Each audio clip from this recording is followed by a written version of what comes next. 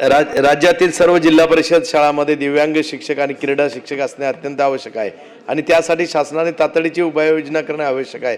सभापती महोदय, फक्त जिल्हा परिषद शाळाच नाही तर राज्यातील सर्व अनुदानित आणि खाजगी शाळेमध्ये सुद्धा दिव्यांग शिक्षक आणि क्रीडा शिक्षक नेमणूक करणे आवश्यक आहे. सभापती महोदय, दिव्यांग शिक्षक नसल्यामुळे दिव्यांगांच्या मुलांच्या शिक्षणाचा हक्क हिरावून घेतला जात आहे. सभापती महोदय, माझा स्पेसिफिक प्रश्न आहे की राज्यातील सर्व जिल्हा परिषद सर्व अनुदानित आणि खाजगी शाळांमध्ये दिव्यांग शिक्षक आणि क्रीडा शिक्षक नेमणूक करण्याची शासन सक्ती करणार का आणि त्यासाठी काय उपाययोजना तसेच तरतूद शासनाकडून करण्यात येईल का?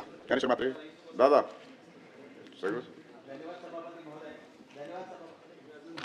धन्यवाद सभापती महोदय. मला एकच प्रश्न आहे की बौद्धिक शिक्षणाबरोबर कला, क्रीडा आणि कार्यान्वित शिक्षण देणं अत्यंत गरजेचं आहे. NEP मध्ये त्याचा उल्लेख सुद्धा आहे. मंत्री महोदय, 4860 पदं आपण तर हे 3430 पदं जी आहेत त्यांना आपल्याला कायम करता येईल आणि आपण ते करणार का? धन्यवाद सभापती महोदय. माध्यमिक विद्यालयामध्ये कला, क्रीडा, कार्यान्वित पद संच मान्यतामध्ये मंजूर आहे. त्या संच मान्यतामध्ये पद मंजूर असताना त्या कधी ओपन करणार आहात? धन्यवाद सभापती महोदय. 4860 समूह साधन केंद्र आहेत आणि ज्या शाळांसाठी हे केंद्र आहेत त्या शाळांची संख्या आहे 64,479.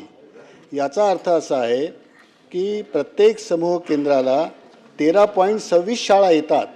त्याच्याकरता एक क्रीडा शिक्षक जर नियुक्त केला तर हा 13 शाळांमध्ये त्याला कसं फिरवता येईल हा मोठा प्रश्न आहे. त्याच्यामुळे RTच्या कलम 19 आणि कलम 25 याच्यामधलं जे परिशिष्ट आहे त्यातला 2 जो भाग आहे त्यामध्ये असं नमूद केलं आहे की ज्या ठिकाणी 6 ते 8चे वर्ग आहेत त्या ठिकाणी 100ची विद्यार्थी संख्या असेल तिथे पार्ट टाईम क्रीडा शिक्षक द्या.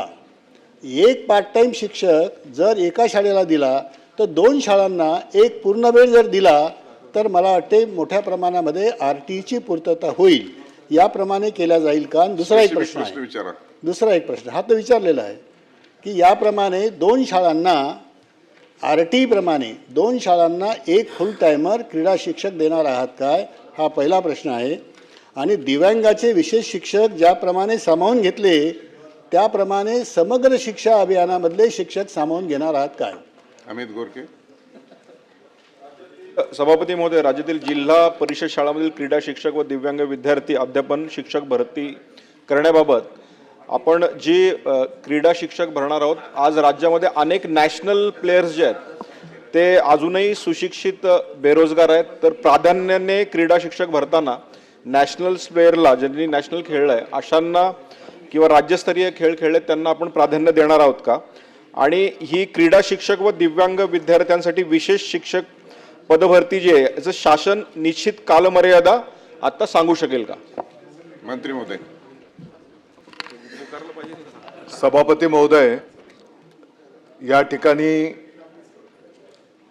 दिव्यांग विद्यार्थ्यांच्यासाठी ऑलरेडी दिव्यांग कल्याण विभागाच्या माध्यमातून स्वतंत्र शाळा त्या ठिकाणी अस्तित्वात आहेत आणि त्या माध्यमातून त्या विद्यार्थ्यांना त्या ठिकाणी शिक्षण दिलं जात आहे. तरी पण त्यातल्या त्यात कमी दिव्यांग असलेल्या विद्यार्थ्यांना जर मुख्य प्रवाहातल्या विद्यार्थ्यांच्या सोबत जर आपण शिक्षण दिलं तर त्यांचा झपाट्याने प्रगती होऊ शकते. आणि म्हणून या भावनेतून समूहामध्येच हे विद्यार्थी पण त्या ठिकाणी असतात आणि त्यांच्यासाठीचे ही 4860 ही पदं त्या ठिकाणी अस्तित्वात आहेत. मी पहिलेच उत्तर देताना सांगितलं की 2984 ऑलरेडी विशेष शिक्षकांची नियुक्ती दिव्यांग विद्यार्थी अध्यापनाच्यासाठी करण्यात आलेली आहे.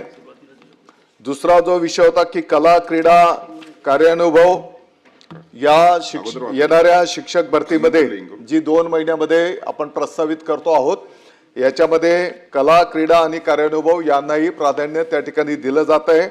आणि क्रीडाचे यामध्ये खेळाडूंना पण सामावून घेता येईल का हे मी आधीच उत्तरामध्ये त्या ठिकाणी सांगितलेलं आहे. येणाऱ्या 2 महिन्यामध्ये शिक्षक भरती त्या ठिकाणी पवित्र पोर्टलद्वारा जी काही आपली अस्तित्वातली पद्धती आहे त्याप्रमाणे ते पुढे नेण्याचं काम केलं जाईल. आणि आपण जो मुद्दा उपस्थित केला ऑलरेडी 250 पटाच्या वरच्या जे काही शाळा आहेत त्यांना एक शिक्षक ऑलरेडी क्रीडाचा यापूर्वीपासूनच अस्तित्वात आहे. शोक प्रस्ताव मांडतोय.